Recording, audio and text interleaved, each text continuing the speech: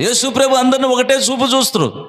అయితే వీళ్ళిద్దరిలో తేడా ఏంటంటే, ఏమేమో యేసయ్య పాదాల దగ్గర ఉంది, దేవుని సన్నిధిలో ఉంది, బెత్లెహేము పొరం విడిచిపెట్టకుండా పనికి మాలిన ప్రయత్నాలు చేయకుండా కాసుకొని ఆయనకి అప్పగించుకొని ఉంది. అందుకు ఆమె ధన్యురాలు. అందుకని ఆమె జీవితంలో దేవుడు గొప్ప కార్యాలు చేసిండు నాకు అని చెప్పింది.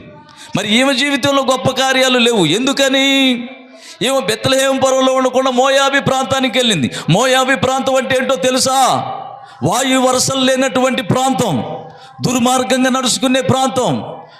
ఆ ప్రాంతం ఇచ్చలవిడిగా నడుచుకునే ప్రాంతం. ఆ ప్రాంతంలో భయం ఉండదు.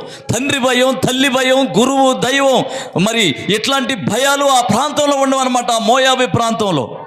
అందుకని అలాంటి ప్రాంతంలో పోయి ఏదో సాధించాలని ప్రయత్నాలు చేసేలకే దేవుడు తోడలేడు. దేవుడు